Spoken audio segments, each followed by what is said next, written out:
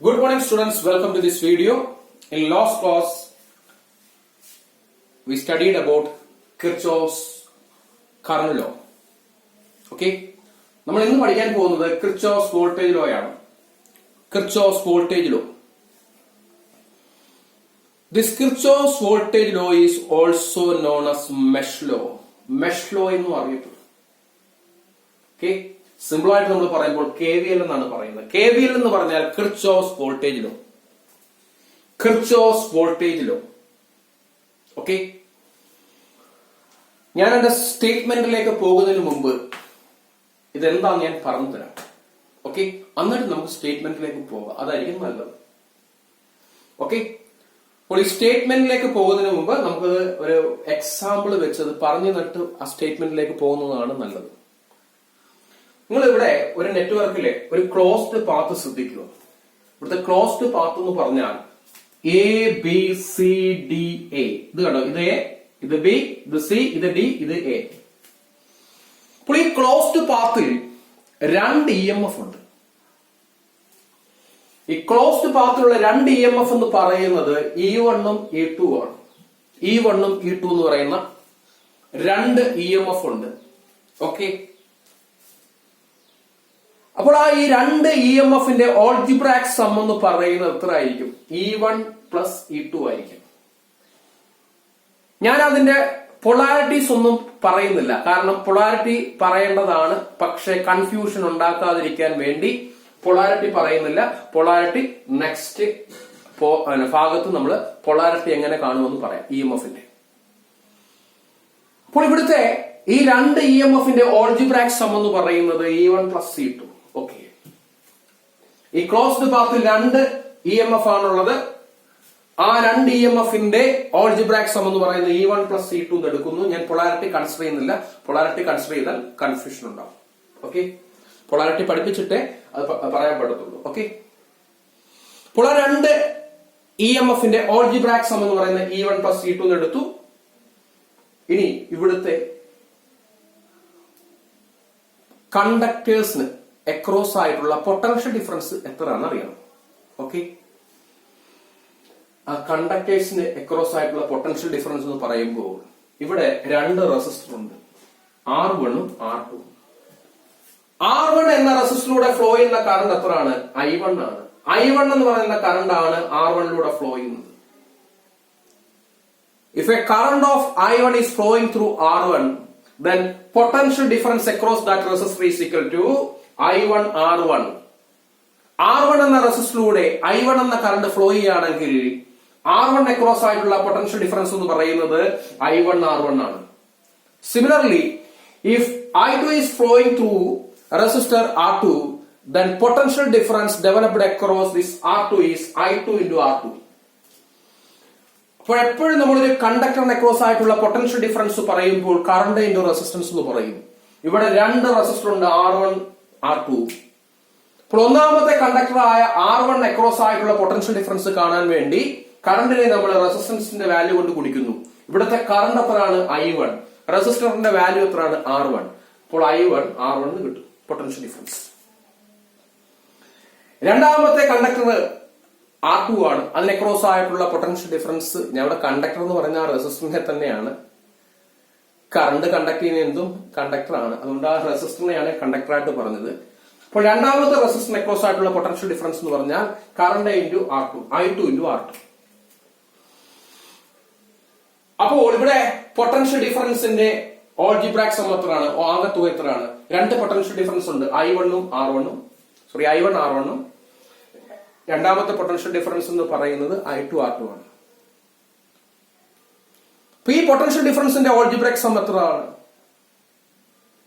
I1 R1 plus I2 R2. ഞാൻ അപ്പോഴും polarity consider ചെയ്യുന്നില്ല, കാരണം പൊളാരിറ്റി എങ്ങനെ കാൽക്കുലേറ്റ് ചെയ്യുന്നു നിങ്ങളെ പഠിപ്പിച്ചാൽ മാത്രമേ നിങ്ങൾക്ക് മനസ്സിലാവത്തുള്ളൂ.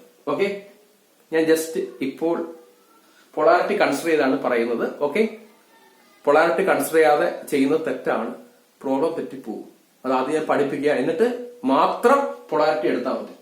അപ്പോൾ ഈ രണ്ട് പൊട്ടൻഷ്യൽ ഡിഫറൻസിന്റെയും ഓൾജിബ്രാക് സം എന്ന് പറയുന്നത് I1 R1 plus I2 R2. Okay, അത് പറയുന്നത് തെറ്റാണ്. ഓക്കെ, മനസ്സിലാവാൻ വേണ്ടി മാത്രം പറയുകയാണ്. I1 R1 plus I2 R2. അപ്പോൾ ഇവിടെ പൊട്ടൻഷ്യൽ ഡിഫറൻസിന്റെ ഓൾജിബ്രാക് സം എന്ന് പറയുന്നത് I1R1 plus I2R2. EMFന്റെ algebraic some എന്ന് പറയുന്നത് 2 EMF ആണുള്ളത്, E1 plus E2. Polarity consider ചെയ്യുന്നില്ല. അപ്പോൾ നമുക്ക് EMFന്റെ ഓൾജിബ്രാക് സം ഇവിടെ കിട്ടി, E1 പ്ലസ് E2. 2 EMF ഉള്ളൂ. പൊട്ടൻഷ്യൽ ഡിഫറൻസിന്റെ ഓൾജിബ്രാക് സം കിട്ടി. 2 കണ്ടക്ടർ ഉണ്ട്, 2 കണ്ടക്ടറിന് അക്രോസ് ആയിട്ടുള്ള പൊട്ടൻഷ്യൽ ഡിഫറൻസിന്റെ ഓൾജിബ്രാക് സം കിട്ടി, I1R1 plus I2R2. Kirchhoff voltage law പറയുന്നത് ഈ EMFന്റെ ഓൾജിബ്രാക് സമ്മും പൊട്ടൻഷ്യൽ ഡിഫറൻസിന്റെ ഓൾജിബ്രാക് സമ്മും കൂടെ കൂട്ടുന്നത് 0 കിട്ടും. ഇവിടെ EMFന്റെ സമ്മ നമ്മള് പൊളാരിറ്റി കൺസിഡർ ചെയ്യാതെ എടുത്ത് എത്രയാണ്, E1 പ്ലസ് E2. അതാണ് EMFന്റെ ഓൾജിബ്രാക് സം എന്ന് പറയുന്നത്. 2 EMF ആണുള്ളത്, E1 E2. അതിന്റെ ഓൾജിബ്രാക് സം എന്ന് പറയുമ്പോൾ E1 പ്ലസ് E2 എന്ന് എടുത്തു, പൊളാരിറ്റി നോക്കുന്നില്ല. പൊട്ടൻഷ്യൽ ഡിഫറൻസിന്റെ ഓൾജിബ്രാക് സം എന്ന് പറയുമ്പോൾ 2 പൊട്ടൻഷ്യൽ ഡിഫറൻസ് ആണുള്ളത്, I1R1 ഉം I2R2. അതിന്റെ ഓൾജിബ്രാക് സം എന്ന് പറയുന്നത് പൊളാരിറ്റി നോക്കാതെ I1R1 plus I2R2. Okay okay ഈ കിർച്ചോഫ് വോൾട്ടേജ് ലോ പറയുന്നത് ഈ EMFന്റെ ഓൾജിബ്രാക് സമ്മും പൊട്ടൻഷ്യൽ ഡിഫറൻസിന്റെ ഓൾജിബ്രാക് സമ്മും കൂടെ കൂട്ടുന്നത് എത്ര വരും, 0 വരും. എത്ര വരും, 0 വരും. അപ്പോൾ ഒരു നെറ്റ്വർക്കിൽ ഒരു ക്ലോസ്ഡ് പാത്തിൽ, ഇതിവിടെ ABCDA എന്ന് പറയുന്നതാണ് ക്ലോസ്ഡ് പാത്ത്.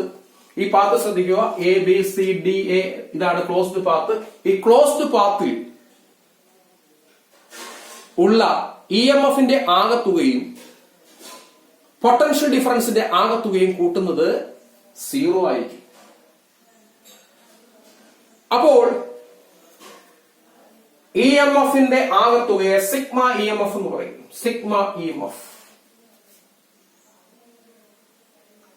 പൊട്ടൻഷ്യൽ ഡിഫറൻസിന്റെ ആകത്തുക, പൊട്ടൻഷ്യൽ ഡിഫറൻസ് എന്ന് പറഞ്ഞാൽ I×R, അതിന്റെ ആകത്തുക സിഗ്മ IR.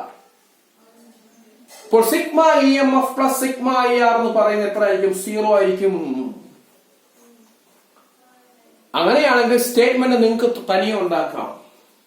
അതായത് EMFന്റെ ഓൾജിബ്രാക് സമ്മും പൊട്ടൻഷ്യൽ ഡിഫറൻസിന്റെ ഓൾജിബ്രാക് സമ്മും കൂടെ ആഡ് ചെയ്യുന്നത് അല്ലെങ്കിൽ പ്ലസ് ചെയ്യുന്നത് അല്ലെങ്കിൽ കൂട്ടുന്നത് എന്തായിരിക്കും, 0 ആയിരിക്കും. എവിടെ, ഒരു നെറ്റ്വർക്കിൽ ഒരു ക്ലോസ്ഡ് പാത്തിൽ EMFന്റെ ഓൾജിബ്രാക് സമ്മും പൊട്ടൻഷ്യൽ ഡിഫറൻസിന്റെ ഓൾജിബ്രാക് സമ്മും തമ്മിൽ പ്ലസ് ചെയ്യുന്നത് അല്ലെങ്കിൽ ആഡ് ചെയ്യുന്നത് എന്തായിരിക്കും, 0 ആയിരിക്കും. So this Kirchhoff's voltage law states that the algebraic sum of the products of current and resistance, product of current and resistance എന്ന് പറഞ്ഞാൽ എന്താണ്, പൊട്ടൻഷ്യൽ ഡിഫറൻസ്. IR എന്ന് പറഞ്ഞാൽ എന്താണ്, potential difference. The sum of the product of current and resistance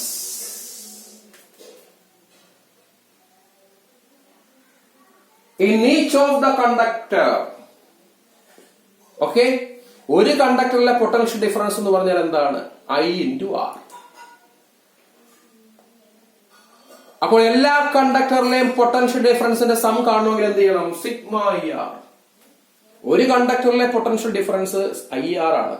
അപ്പോൾ എല്ലാ കണ്ടക്ടറിന്റെയും കൂടെ potential ഡിഫറൻസിന്റെ some എന്ന് പറയുന്നത് sigma IR. Okay, the sum of products of currents and resistance. ഇത് കണ്ടോ, ഒരു കണ്ടക്ടറിലെ പൊട്ടൻഷ്യൽ ഡിഫറൻസ് IR. അപ്പോൾ എല്ലാ കണ്ടക്ടറിലെയും പൊട്ടൻഷ്യൽ ഡിഫറൻസിന്റെ സമ്മ് സൂചിപ്പിക്കാൻ വേണ്ടി നമ്മൾ എന്ത് ചെയ്യും, സിഗ്മ IR എന്ന് എടുക്കും, സിഗ്മ IR എന്ന് എടുക്കും. നമുക്കറിയില്ല എത്ര കണ്ടക്ടർ ഉണ്ടെന്ന്, ചിലപ്പോൾ 2 കാണും, 3 കാണും, 4 കാണും, 5 കാണും. അതിന്റെ എല്ലാം പൊട്ടൻഷ്യൽ ഡിഫറൻസ് എന്ന് പറയുന്നത്, ഇവിടെ 2 കണ്ടക്ടറേ ഉള്ളായിരുന്നു. അപ്പോൾ അതിന്റെ പൊട്ടൻഷ്യൽ ഡിഫറൻസിന്റെ സം എങ്ങനെ എടുത്തു, I1R1 പ്ലസ് I2R2. വീണ്ടും ഒന്നുണ്ടെങ്കിലോ പ്ലസ് I3R3. വീണ്ടും ഒന്നുണ്ടെങ്കിലോ പ്ലസ് I4R4. ഇതിനെല്ലാം സൂചിപ്പിക്കാൻ നമുക്ക് എന്ത് ചെയ്താൽ മതി? algebraic sum of potential difference എന്ന് പറഞ്ഞാൽ മതി. അതിനെ സൂചിപ്പിക്കാൻ വേണ്ടി എന്ത് ചെയ്യും? Sigma r plus algebraic sum of EMF. ഇവിടെ രണ്ട് EMF ഉള്ളൂ, E1 E2. അതിന്റെ algebraic sum എന്ന് പറയുമ്പോഴത്തേക്ക് നമ്മൾ പൊളാരിറ്റി കൂടാതെ E1 plus E2 എന്ന് എഴുതി. ഓക്കെ, അത് 0 ആയിരിക്കും. ഓക്കെ, അപ്പോൾ സ്റ്റേറ്റ്മെന്റ് ഇത്രയേ ഉള്ളൂ. algebraic sum of products of currents and resistance. അതായത് potential ഡിഫറൻസിന്റെ algebraic sum in each of the conductors in any closed path. ശ്രദ്ധിക്കുക, in any closed path in a network plus algebraic sum of EMF in that path is 0. Simple ആയിട്ട് പറഞ്ഞു കഴിഞ്ഞാൽ എന്തു പറയും? KVL എങ്ങനെ state ചെയ്യും? The algebraic sum of the potential difference across each of the conductor plus algebraic sum of EMF in a closed path in any network is 0. അതായത് ഒരു closed പാത്തിൽ, ഒരു നെറ്റ്വർക്കിൽ ഒരു ക്ലോസ്ഡ് പാത്തിലുള്ള EMFന്റെ ആകെത്തുകയും പൊട്ടൻഷ്യൽ ഡിഫറൻസിന്റെ ആകെത്തുകയും ആഡ് ചെയ്യുന്നത് അല്ലെങ്കിൽ plus ചെയ്യുന്നത് അല്ലെങ്കിൽ കൂട്ടുന്നത് എന്തായിരിക്കും? 0 ആയിരിക്കും. അതാണ് sigma r plus sigma EMF is 0. Sigma r plus sigma EMF is 0. Sigma r plus sigma EMF is 0 എന്ന് പറയുന്നത്. ഓക്കെ, ഇതാണ് കിർച്ചോഫ്സ് വോൾട്ടേജ് ലോയുടെ ഡെഫിനിഷൻ. ഇതാണ് അതിന്റെ സിംപ്ലിഫൈഡ് രൂപം. അതായത് sigma r plus sigma EMF is equal to 0. അതായത് EMFന്റെ ആകെത്തുകയും potential ഡിഫറൻസിന്റെ ആകെത്തുകയും കൂടെ കൂട്ടുന്നത് എന്തായിരിക്കും? 0 ആയിരിക്കും. ഓക്കെ, ഇനി ഇവിടെ നോക്കുക. algebraic sum is a sum which takes into account the polarities of the voltage drop. ഇവിടെ EMF എടുക്കുമ്പോഴും വോൾട്ടേജ് ഡ്രോപ്പ് എടുക്കുമ്പോഴും പൊളാരിറ്റി നോക്കണം. പൊളാരിറ്റി നോക്കിയില്ലെങ്കിൽ തെറ്റാണത്. നമ്മൾ ഈ ക്ലോസ്ഡ് പാത്തിൽ EMFന്റെ സം എടുക്കുമ്പോഴും വോൾട്ടേജ് ഡ്രോപ്പിന്റെ സം എടുക്കുമ്പോഴും പൊളാരിറ്റി നോക്കണം. പൊളാരിറ്റി കൺസിഡർ ചെയ്യണം. ഇനി എങ്ങനെയാണ് EMFന്റെ സൈൻ കൺസിഡർ ചെയ്യുന്നത് നോക്കാം. Sign of battery EMF. Okay, sign of battery EMF അത് ഇമ്പോർട്ടന്റ് ആണ്. നിങ്ങൾക്ക് ഫിസിക്സിൽ ഇത് ആവശ്യമുണ്ട്, ഇലക്ട്രോണിക്സിൽ ആവശ്യമുണ്ട്. Sign of battery EMF. Look at this figure. Okay, സാധാരണഗതിയിൽ ഒരു റൈസ് ഇൻ വോൾട്ടേജിന് ഓക്കെ നമ്മൾ പോസിറ്റീവ് സൈനും ഫോളിംഗ് വോൾട്ടേജിന് നെഗറ്റീവ് സൈനും കൊടുക്കും. ഓക്കെ, അപ്പോൾ സാധാരണഗതിയിൽ നമ്മൾ പറയുന്നത് ബാറ്ററിയുടെ സൈനിന്റെ കേസിൽ പറയുന്നത് റൈസ് ഇൻ വോൾട്ടേജിന് പോസിറ്റീവ് സൈൻ കൊടുക്കും. റൈസ് ഇൻ വോൾട്ടേജിന് പോസിറ്റീവ് സൈൻ കൊടുക്കും. ഫോൾ ഇൻ വോൾട്ടേജിന് നെഗറ്റീവ് സൈൻ കൊടുക്കും. അതായത് പോസിറ്റീവ് ടെർമിനൽ എന്ന് പറയുന്നത് ഹയർ പൊട്ടൻഷ്യലും നെഗറ്റീവ് ടെർമിനൽ എന്ന് പറയുന്നത് ലോവർ പൊട്ടൻഷ്യലുമാണ് നിൽക്കുന്നത്. അപ്പോൾ റൈസ് ഇൻ വോൾട്ടേജിന് നമ്മൾ കൊടുക്കുന്ന സൈൻ പോസിറ്റീവ് ആണ്. ഫോൾ ഇൻ വോൾട്ടേജിന് നമ്മൾ കൊടുക്കുന്നത് മൈനസ് സൈൻ ആണ്, നെഗറ്റീവ് സൈൻ ആണ്. ഓക്കെ, അപ്പോൾ റൈസ് ഇൻ വോൾട്ടേജിന് കൊടുക്കുന്നത് പോസിറ്റീവ് സൈൻ ആണ്, പോസിറ്റീവ് സൈൻ. ഫോൾ ഇൻ വോൾട്ടേജിന് കൊടുക്കുന്നത് നെഗറ്റീവ് സൈൻ ആണ്. അപ്പോൾ ആ പോസിറ്റീവ് ടെർമിനലിൽ നിൽക്കുന്നത് ഹയർ പൊട്ടൻഷ്യലും നെഗറ്റീവ് ടെർമിനലിൽ നിൽക്കുന്നത് ലോവർ പൊട്ടൻഷ്യലുമാണ്. ഓക്കെ, അപ്പോൾ റൈസ് ഇൻ വോൾട്ടേജ് കൊടുക്കുന്നത് positive sign, fall in voltage കൊടുക്കുന്നത് നെഗറ്റീവ് സൈൻ. അപ്പോൾ പോസിറ്റീവ് ടെർമിനലിൽ നിൽക്കുന്നത് ഹയർ പൊട്ടൻഷ്യലും നെഗറ്റീവ് ടെർമിനലിൽ നിൽക്കുന്നത് ലോവർ പൊട്ടൻഷ്യലുമാണ്. Okay, if we go from negative terminal to positive terminal, ഒരു ബാറ്ററിയുടെ നെഗറ്റീവ് ടെർമിനൽ നമ്മൾ പോസിറ്റീവ് ടെർമിനലിലേക്ക് പോവുകയാണെങ്കിൽ എന്ത് സംഭവിക്കും?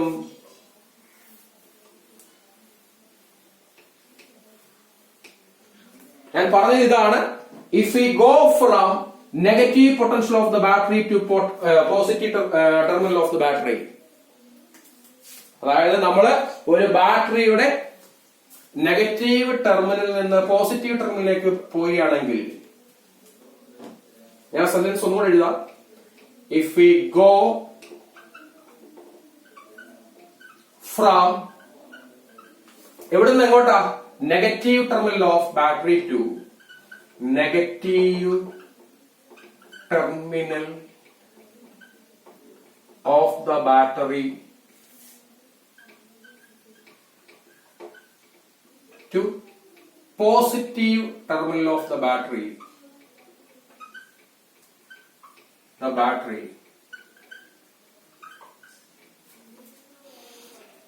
അപ്പോൾ നെഗറ്റീവ് ടെർമിനൽ ലോവർ പൊട്ടൻഷ്യലിലേക്കാണ്, പോസിറ്റീവ് ടെർമിനലിൽ ഹയർ പൊട്ടൻഷ്യലിലേക്കാണ്. നമ്മൾ നെഗറ്റീവ് ടെർമിനൽ ഓഫ് ദ ബാറ്ററിയിൽ നിന്ന് പോസിറ്റീവ് ടെർമിനലിലേക്ക് പോവുകയാണെങ്കിൽ എന്തുണ്ട്? there is a rise in voltage. There is a rise in voltage. Negative terminal of the ബാറ്ററിയിൽ നിന്ന് പോസിറ്റീവ് ടെർമിനൽ ഓഫ് ദ ബാറ്ററിയിലേക്ക് പോകുമ്പോൾ റൈസ് ഇൻ വോൾട്ടേജ് എന്ന് പറയാൻ കാരണം എന്താണ്? ഒന്നുകൂടെ ശ്രദ്ധിച്ചു വെക്കുക. If you go from negative terminal of the battery to positive terminal of the battery, there is a rise in voltage എന്ന് പറയാൻ കാരണം എന്താണ്? അതായത് ബാറ്ററിയുടെ നെഗറ്റീവ് ടെർമിനലിലെ ലോവർ പൊട്ടൻഷ്യലും പോസിറ്റീവ് ടെർമിനലിലെ ഹയർ പൊട്ടൻഷ്യലുമാണ് നിൽക്കുന്നത്. അപ്പോൾ നെഗറ്റീവ് ടെർമിനലിൽ നിന്ന് പോസിറ്റീവ് ടെർമിനലിലേക്ക് പോകുമ്പോൾ there is a rise in voltage. Okay, അപ്പോൾ നമ്മള് ബാറ്ററിയുടെ നെഗറ്റീവ് ടെർമിനലിൽ നിന്ന് പോസിറ്റീവ് ടെർമിനലിലേക്ക് പോകുമ്പോൾ there is a rise in voltage. Okay, ഇവിടെ റൈസ് ഇൻ വോൾട്ടേജ് ഉണ്ട്, വോൾട്ടേജിന് റൈസ് ഉണ്ട്. കാര്യം എന്താ? ബാറ്ററിയുടെ നെഗറ്റീവ് ടെർമിനൽ ലോവർ പൊട്ടൻഷ്യലാണ്, പോസിറ്റീവ് ടെർമിനൽ ഹയർ പൊട്ടൻഷ്യലാണ്. അപ്പോൾ ലോവർ പൊട്ടൻഷ്യൽ നിന്ന് ഹയർ പൊട്ടൻഷ്യലിലേക്ക് പോയി കഴിഞ്ഞാൽ there is a rise in voltage and that voltage should give positive sign, that is plus E. അപ്പോൾ നെഗറ്റീവ് ടെർമിനൽ ഓഫ് ദ ബാറ്ററിയിൽ നിന്ന് പോസിറ്റീവ് ടെർമിനൽ ഓഫ് ദ ബാറ്ററിയിലേക്ക് പോവുകയാണെങ്കിൽ അവിടെ റൈസ് ഇൻ വോൾട്ടേജ് ഉണ്ടാവുകയും ആ വോൾട്ടേജിന് നമ്മൾ പ്ലസ് സൈൻ കൊടുക്കുകയും ചെയ്യും. ആ EMFനെ നമ്മൾ പ്ലസ് സി എന്ന് വിളിക്കും. കാര്യം എന്താ? ഈ നെഗറ്റീവ് ടെർമിനൽ എന്ന് പറയുന്നത് ലോവർ പൊട്ടൻഷ്യൽ,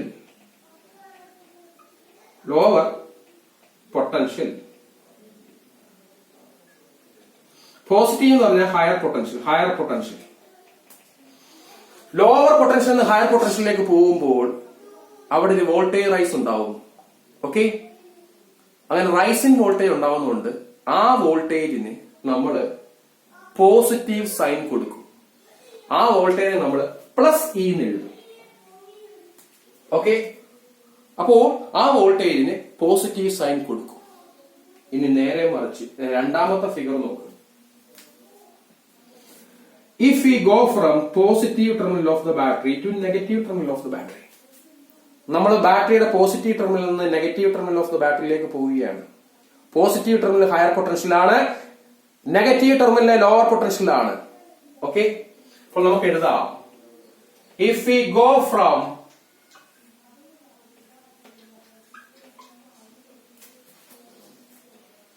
പോസിറ്റീവ് terminal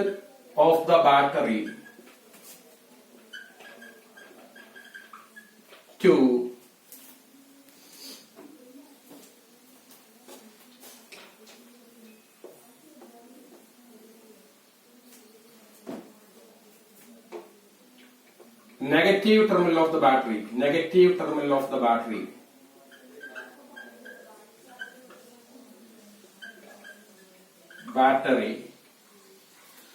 അപ്പോൾ പോസിറ്റീവ് ടെർമിനൽ ഓഫ് ദ ബാറ്ററിയിൽ നിന്ന് നെഗറ്റീവ് ടെർമിനൽ ഓഫ് ദ ബാറ്ററിയിലേക്ക് പോയി കഴിഞ്ഞാൽ